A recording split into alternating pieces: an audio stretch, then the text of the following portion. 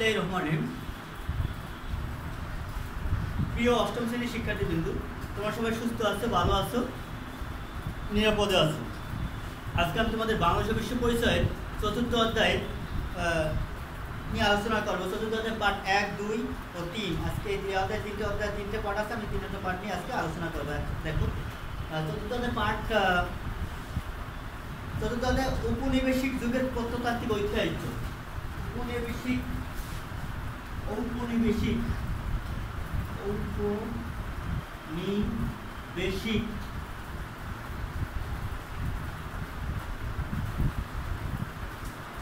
ঔপনিবেশিক যুগের প্রত্নতাত্ত্বিক ঐতিহ্য।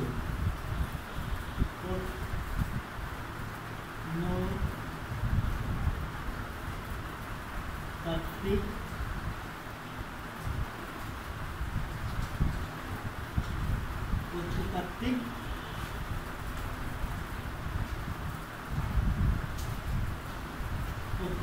ঐতিহ্য।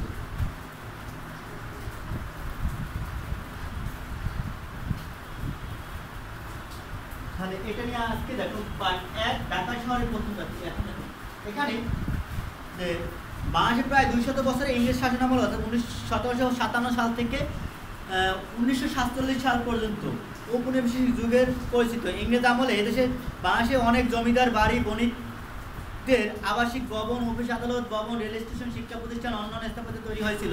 প্রত্ন শব্দের অর্থ পুরানো, আর প্রত্ন সম্পদ বলতে পুরানো স্থাপত্য, শিল্পকর্ম, মূর্তি, ভাস্কর্য, অলঙ্কার প্রভৃতি প্রাচীন আমলের মুদ্রা ইত্যাদিকে বোঝায়। এসব প্রত্ন নিদর্শনের মধ্য দিয়ে সেকালে মানুষের সামাজিক সাংস্কৃতিক অবস্থা, জীবনযাত্রার বিশ্বাস, সংস্কার, রুচি ও দৃষ্টিভঙ্গি ইত্যাদি সম্পর্কে ধারণা লাভ করা যায়। এখন দেখো পার্ট 1 আছে কি ঢাকার স্থাপত্য শিল্প। ঢাকা শহরের প্রত্ন নিদর্শন। পার্ট 1, ঢাকা শহরের প্রত্ন নিদর্শন।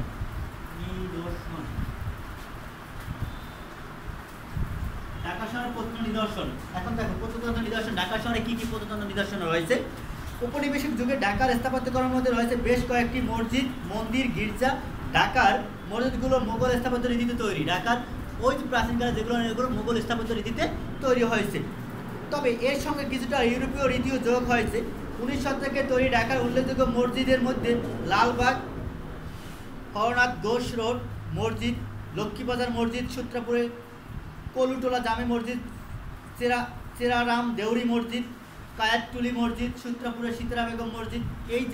এই কোশ্চেনগুলো কিন্তু এই কোশ্চেনটা আসে যে সীতারা বেগম মসজিদ কোথায় অবস্থিত, ঢাকার কোথায় অবস্থিত। সীতারা মসজিদ ঢাকার সূত্রাপুরে অবস্থিত।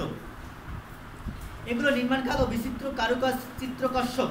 লক্ষ্মীবাজার চিনি টিকরি মসজিদও স্থাপত্যের চমৎকার নিদর্শন। ভূমিকম্পে ক্ষতিগ্রস্ত শিয়াদের ইমামবাড়া হোস্টি দালান ইংরেজ আমলে নতুন করে নির্মিত হয়।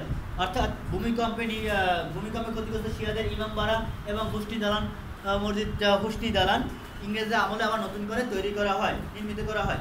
ঢাকা শহরে বিখ্যাত ঢাকেশ্বরী মন্দির, রমনা কালী মন্দির ঔপনিবেশিক যুগের তৈরি। রমনা কালী মন্দিরটি অবশ্যই ঔপনিবেশিক আমলে আবার নতুন করে নির্মিত হয়েছিল। 18-19 শতকে ঢাকা শহরে তৈরি হয় বেশ কয়েকটি গির্জা। এর মধ্যে সবচেয়ে পুরাতন হলো আর্মেনিয়া চার্চ। তাহলে আর্মেনিয়া চার্চের সবচেয়ে পুরাতন গির্জা। এটি তৈরি হয় আর্মানিটোলায় 1781 সালে।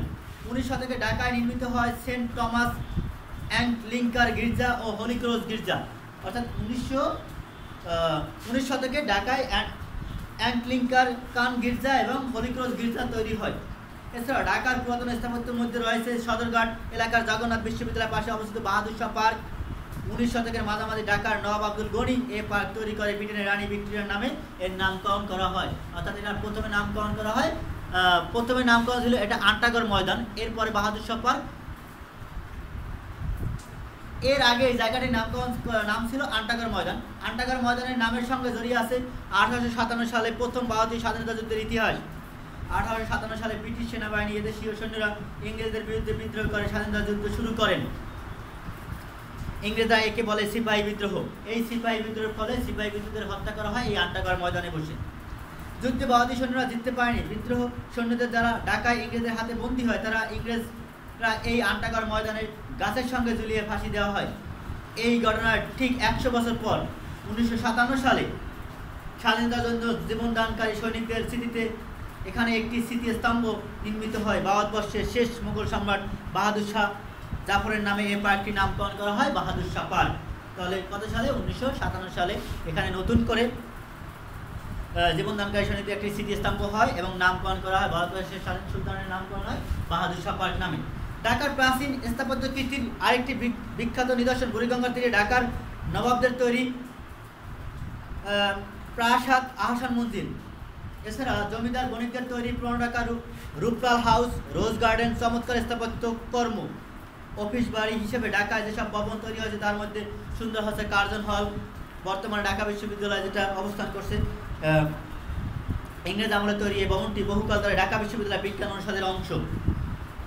পুরানো হাইকোর্ট ভবনটি ইংরেজ আমলে তৈরি। পুরানো যে হাইকোর্ট ভবনটি আছে এটা ইংরেজ আমলেই তৈরি। ঢাকা বিশ্ববিদ্যালয় ছাত্র শিক্ষক কেন্দ্রের চত্বরে অবস্থিত গ্রিক সমাধিটি 1915 সালে নির্মিত হয়। বর্গাকার এই সমতল ছাদযুক্ত স্থাপত্যের প্রাচীন গ্রিসের ডরকি রীতি অনুসরণ করা হয়। এখন যদি কোশ্চেন আসে ঢাকা বিশ্ববিদ্যালয় টিএসসি ভবনটি নির্মাণ করার জন্য কোন রীতি অনুসরণ করা হয়?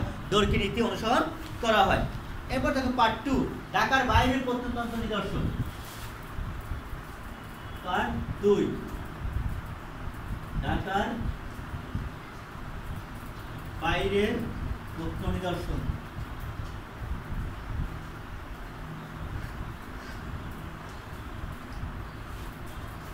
সুলতানি আমলে দেখো, সুলতানি আমলে বাংলার রাজধানী ছিল সোনারগাঁও। সুলতানি আমলে বাংলার রাজধানী কোথায় ছিল? সোনারগাঁও। পরবর্তী মোগল যুগে এর গুরুত্ব কমে যায়, কিন্তু তখনও মসৃণ শাড়ি উৎপাদন ও ব্যবসা কেন্দ্র হিসেবে এর খ্যাতি ছিল, সোনারগাঁও খ্যাতি ছিল। 19 শতকে ধনী ব্যবসায়ীরা অনেকে বসবাসের জন্য সোনারগাঁও পানাম সিটি পানামের এলাকাটি বেছে নেন। এরা পানামের মূল সড়কের দুই পাশে সারিবদ্ধভাবে অনেক বাড়িঘর নির্মাণ করেন, যার স্থাপত্য এখনও ওখানে বিদ্যমান রয়েছে। তোমরা হয়তো অনেকে গেলে ওখানে দেখতে পারবে। পানাম নগরে এখনও এরকম 52টি ইমারত টিকে আছে। এছাড়াও পথের দুই পাশে ইমারতগুলো সুন্দরভাবে সাজানো রয়েছে। পথের উত্তর পাশে 31টি এবং দক্ষিণ পাশে 21টি ভবন রয়েছে। অর্থাৎ আমরা পানাম নগরে যখন যাব তখন পানাম নগর রাস্তার উত্তর পাশে কয়টি? রাস্তার উত্তর পাশে 31টি এবং রাস্তার দক্ষিণ পাশে কয়টি? 21টি ভবন রয়েছে। এর মধ্যে কয়েকটি বর্তমানে প্রায় ধ্বংসপ্রাপ্ত। এলাকার নিরাপত্তার জন্য পানামের অধিবাসীরা ইমারতগুলো চারপাশে ঘিরে পরীক্ষা খনন করেছিল। ব্রিটিশ আমলে নির্মিত এই ভবনগুলোতে ইউরোপীয় স্থাপত্য রীতি অনুসরণ করা হয়। অর্থাৎ ওই সময় যখন ওখানে তারা বসবাস করতো তখন নিরাপত্তার জন্য ভবনের চতুর্পাশে কি পরীক্ষা খনন করেছিল, অর্থাৎ যেন ভবিষ্যতে তাদের আক্রমণ করতে না পারে। ব্রিটিশ আমলে নির্মিত এই ভবনগুলোকে ইউরোপীয় রীতি অনুসরণ করা হয়, তবে এদের নির্মাণকাল মোগল স্থাপত্যের প্রভাব আছে। অনেক অট্টালিকা সাজানো হয়েছে রঙিন মোজাইকে। পানামের পাশে আরও কয়েকটি চমৎকার ইমারত টিকে আছে। এগুলো তৈরি হয়েছিল স্থানীয় জমিদার ও ব্যবসায়ীরা। অর্থাৎ পানামের পাশে আরও কয়েকটি ইমারত টিকে আছে, এগুলো তৈরি করেছিল স্থানীয় জমিদার ও ব্যবসায়ীরা। এগুলোর মধ্যে সর্দার বাড়ি, আনন্দমোহন পোদ্দারের বাড়ি, হাসিময় সেনের বাড়ি উল্লেখযোগ্য। সর্দার বাড়ি বা বড় সর্দার বাড়ি এখনও স্থাপিত হয়েছে লোকশিল্প জাদুঘর হিসেবে। এখন সর্দার বাড়িটা হয়েছে বাংলাদেশের লোকশিল্প জাদুঘর হিসেবে, অর্থাৎ শিল্পসাধী জয়নুল আবেদিন জাদুঘর হিসেবে। এ বাড়ি নির্মাণকাল 1901 সাল। এটি তৈরি হয়েছে 2টি বড় প্রাসাদকে নিয়ে। একটি করিডোর ও লম্বা বারান্দা দিয়ে প্রাসাদ দুইটি একে অপরের সঙ্গে যুক্ত হয়েছে। দোতলায় এই বাড়িতে রয়েছে 70টি কক্ষ। দোতলায় বাড়িটি রয়েছে 70টি কক্ষ। রঙিন মোজাইকে নানা কারুকার্যে শোভিত হয়েছে এই সর্দার বাড়িটি। সোনারগাঁও বাইরে বাংলাদেশের নানা জায়গায় জমিদারের কিছু অনুপম সুন্দর প্রাসাদ বা স্থাপত্য নিদর্শন রয়েছে।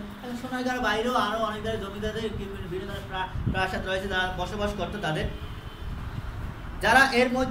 যার মধ্যে ময়মনসিংহ শশী লজ একটি প্রাসাদ ছিল। মুক্তগাছার জমিদার এটি তৈরি করেছিল। মুক্তগাছার, এখন যদি কোশ্চেন আসে যে ময়মনসিংহের শশী লজ কে তৈরি করেছিল? মুক্তগাছার জমিদার। মানিকগঞ্জ সাটুরিয়ায় বালিয়াটির জমিদার বাড়ি সেরকম আরেকটি চমৎকার স্থাপত্য কর্মের নিদর্শন। রংপুরে তাজহার জমিদার বাড়িও বেশ বিখ্যাত। নাটোরের দিঘিপাতিয়া জমিদার প্রাসাদটি তার চমৎকার স্থাপত্য কর্মের জন্য সকলের দৃষ্টি আকর্ষণ করে। এখান থেকে কোশ্চেন আসতে পারে যে বালিয়াটি জমিদার কোথায় অবস্থিত? মানিকগঞ্জের সাটুরিয়ায়। তারপর দিঘাপাতিয়া জমিদারের প্রাসাদটি কোথায় অবস্থিত? নাটোরে অবস্থিত। তারপর তাজহার জমিদার বাড়িটি কোথায় অবস্থিত? রংপুরে অবস্থিত। এই ধরনের অবজেক্টিভ আসতে পারে তোমাদের। এছাড়া আরেকটি দেখো কি, এই যে নাটোরের দিঘাপাতিয়া যে জমিদার বাড়িটি, এটি উত্তরা গণভবন নামে পরিচিত। এখন যদি কোশ্চেন আসে উত্তরা গণভবন কোথায় অবস্থিত? নাটোরে অবস্থিত। উত্তরা গণভবন কোথায় অবস্থিত? নাটোরে অবস্থিত। তাজহাট ও নাটোরের দুইটি প্রাসাদে বর্তমানে স্থাপত্য কীর্তির নিদর্শন হিসেবে সংরক্ষণ করা হয়েছে। এখন দেখো জাদুঘরে সংরক্ষিত প্রত্নতত্ত্ব সম্পদ। দেখো বাংলাদেশের পুরনো কীর্তির থেকে পার্ট 3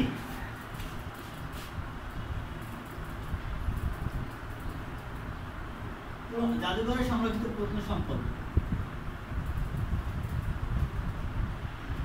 সংরক্ষিত প্রত্ন সম্পদ।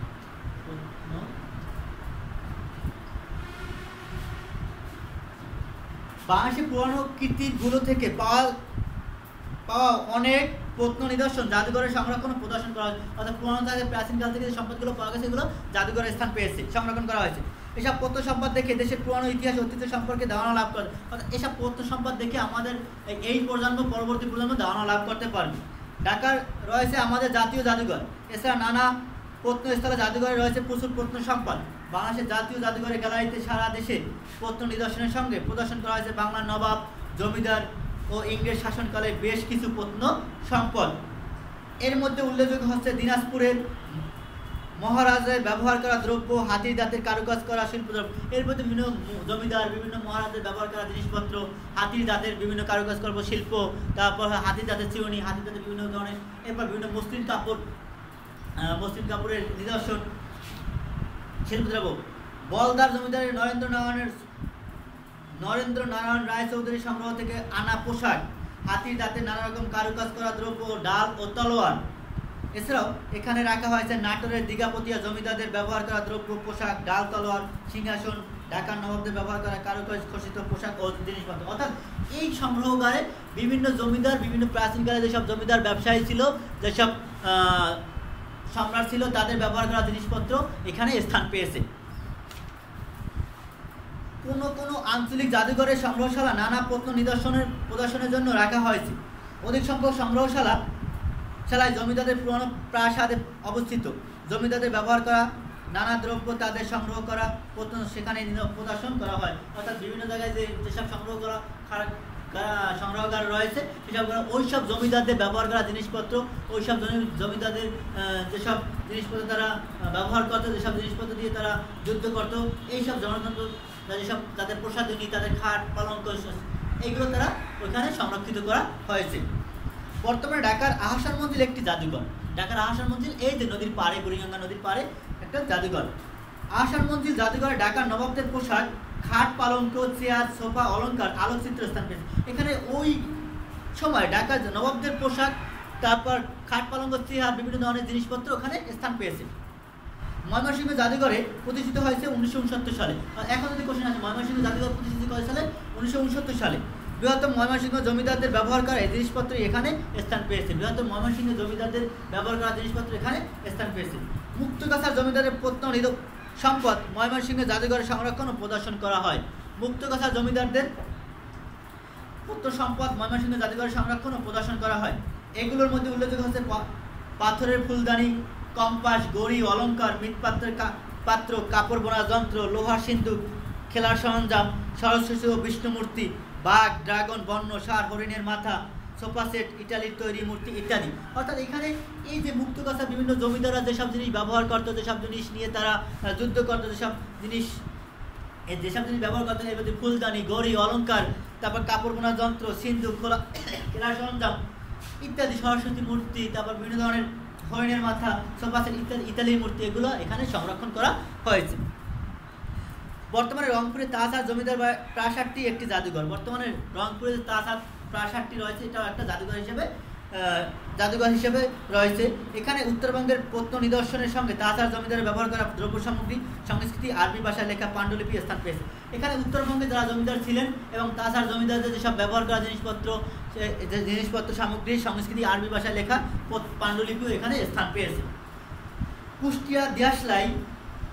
কুষ্টিয়া শিলাইদহে বিশ্বকবি রবীন্দ্রনাথ ঠাকুরের কুটির বাড়ি স্থান পেয়েছে রবীন্দ্রনাথের স্মৃতি জড়ানো নানা নিদর্শন ও আলোকচিত্র। অর্থাৎ কুষ্টিয়া শিলাইদহে রবীন্দ্রনাথ ঠাকুরের বিভিন্ন কুটির বাড়িতে স্থান পেয়েছে রবীন্দ্রনাথ ঠাকুরের স্মৃতি জড়ানো নানা নিদর্শন ও আলোকচিত্র। তাহলে আমি দেখো 4 অধ্যায় আমাদের শেষ, পার্ট 1, 2, 3 ছিল। এখন 4 অধ্যায় থেকে আমার কি কোশ্চেন থাকতে পারে, তোমাদের বাড়ির কাজে তোমরা বাসায় বসে তোমরা কোশ্চেনগুলো তুলে তোমরা নিজেরা সমাধান করার চেষ্টা করবে। আর দেখো কোশ্চেনগুলো তোমরা তুলে নাও। ঢাকা শহরে কয়েকটি প্রত্ন নিদর্শন নাও।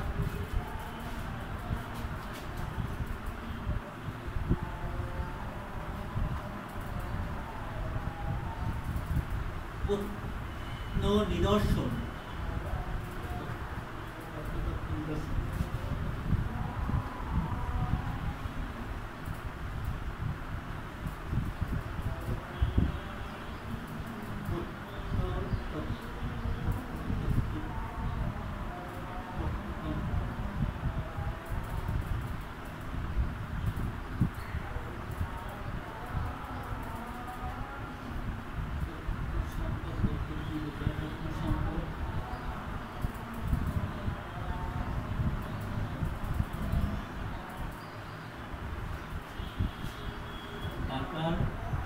ঢাকা শহরের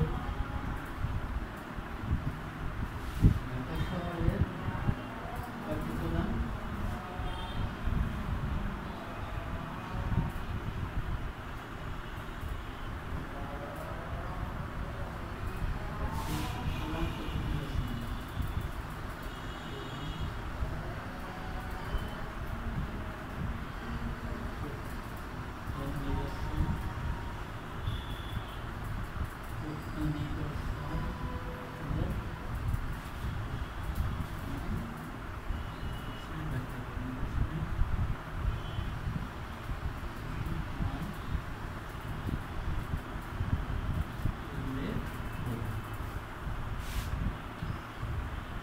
নাম্বার 2 2 নম্বর কোশ্চেনে থাকতে পারে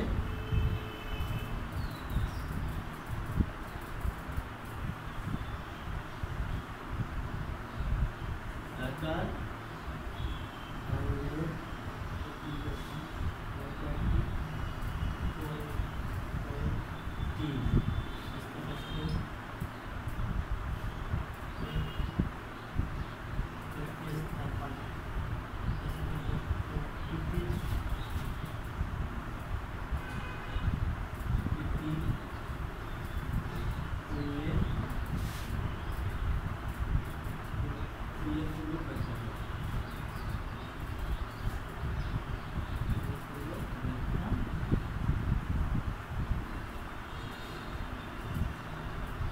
এরপর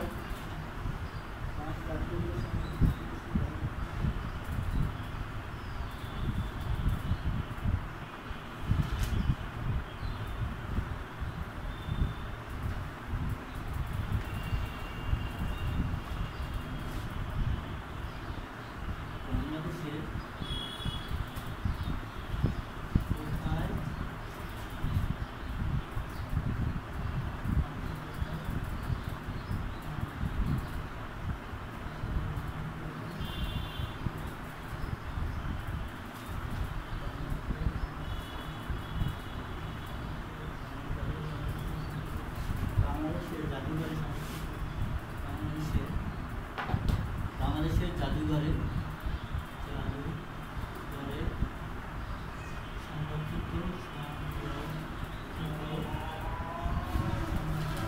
সংরক্ষিত প্রত্ন সম্পদ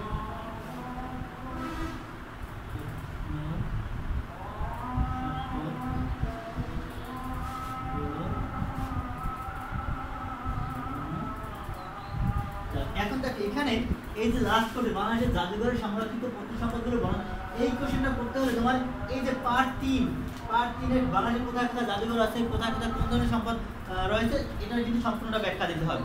ঠিক আছে, তোমরা সবাই ভালো থাকো, সুস্থ থাকো, আর প্রয়োজন ছাড়া ঘরের বাইরে যাবে না। ঠিক আছে, ভালো থাকো, আল্লাহ হাফেজ।